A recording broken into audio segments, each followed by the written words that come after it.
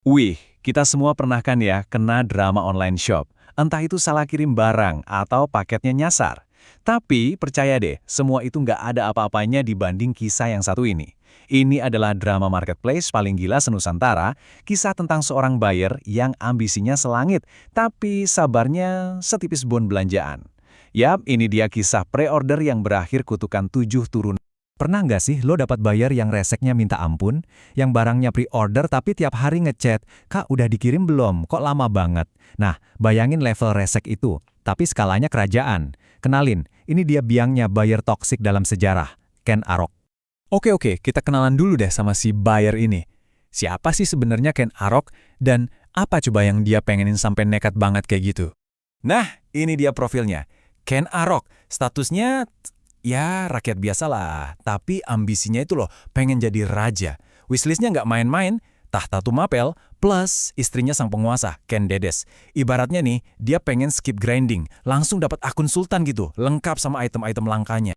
Terus kenapa dia ngebet banget sama Ken Dedes? Ini bukan cuma karena bucin pada pandangan pertama ya. Jadi ada ramalan dari seorang Brahmana, katanya nih, dari rahim Ken Dedes itu bakal lahir raja-raja besar di tanah Jawa. Jadi buat Ken Arok, dapetin Ken Dedes itu kayak dapat item legendary yang udah satu paket sama cheat code kekuasaan. Wajib masuk ranjang dong. Nah, buat bisa nge-check out wishlist gilanya itu, Ken Arok butuh tool khusus, senjata pamungkas gitulah. Jadilah dia mulai ya scrolling marketplace, nyari seller paling jago seantero Tumapel waktu itu. Ketemulah dia sama Empu Gandring. Wah, kalau di zaman sekarang, Bu Gandring ini udah kayak seller yang ratingnya bintang 5 penuh, ulasannya ribuan, star seller lah pokoknya. Spesialisasinya, bikin pusaka dan senjata sakti. Tapi, ada catatannya nih, barangnya itu eksklusif, cuma bisa pre-order, nggak ada yang ready stock bos. Oke, jadi begini nih TNC-nya. Ken Arok pesen satu keris super sakti. Di deskripsi produknya udah jelas banget ditulis, proses pengerjaan 1 tahun. Nggak bisa diganggu-gugat, nggak bisa pakai pengiriman instan. Ken Arok, oke deal. Katanya sih gitu. Dan disinilah semua masalah dimulai. Ternyata kesabaran si buyer kita ini ya nggak sepanjang masa pre-ordernya, jauh banget malah. Gimana ya? Ekspektasinya kan setahun.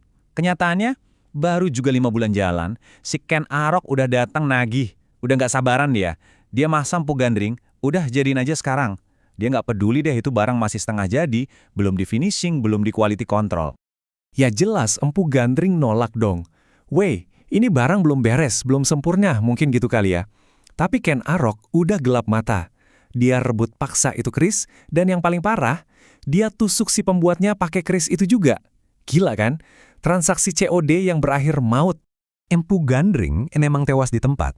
Tapi sebelum napas terakhirnya, dia sempat-sempatnya ngasih review buat Ken Arok. Dan ini bukan sebarang review, ini adalah review bintang 1, paling horor dalam sejarah peradaban manusia. Dengerin nih kutukannya, review pedas dari Empu Gandring. Dia bersumpah, keris ini bakal membunuh 7 penguasa, termasuk kamu, Ken Arok, dan keturunanmu. Bayangin, ini bukan cuma rating jelek yang bisa hilang, ini kutukan yang ngikutin sampai 7 turunan. So, abis dapat review kutukan kayak gitu, gimana nasib Ken Arok? Apakah ratingnya beneran anjlok? Oh, lebih parah dari sekedar rating anjlok. Yuk kita lihat. Dengan keris terkutuk di tangan, Ken Arok langsung gas. Target pertama, Tunggul Ametung, sang penguasa. Modusnya licik banget. Dia pinjemin dulu kerisnya ke temennya, Kebo Ijo. Si Kebo Ijo ini dengan bangganya pamerin keris baru itu kemana-mana. Nah, pas semua orang udah ngira itu keris punya Kebo Ijo, malam-malam Ken Arok nyuri balik keris itu, bunuh Tunggul Ametung, dan besoknya siapa yang dituduh? Ya, Kebo Ijo. Kena fitnah, dihukum mati. Misi berhasil. Tahta dan Ken Dedes sukses di check out. Tapi kutukan Empu Gandring itu bukan omong kosong, beneran jalan, satu persatu korban berjatuhan. Abis Empu Gandring dan Tunggul Ametung, giliran Ken Arok sendiri yang mati. Dibunuh sama anak tirinya Anusapati, pakai keris yang sama. Terus Anusapati dibunuh Tohjaya, anak Ken Arok, pakai keris itu lagi. Gitu aja terus kayak rantai setan yang gak ada putus. Dan akhirnya totalnya pas. 7 nyawa melayang gara-gara satu keris pre-order yang diambil paksa itu. Kutukan si star seller lunas terbayar. Harga yang mahal banget ya, cuma gara-gara nggak sabaran nunggu. Jadi, intinya apa sih dari kisah ini? Gampang banget. Kalau jadi buyer, jangan nggak sabaran. Nanti rating lo anjlok sampai 7 turunan. Serius deh, ambisi yang gede, kalau nggak diimbangi sama kesabaran, ya resep pasti buat drama berdarah-darah. Nah, sekarang coba deh kita pikirin bareng-bareng.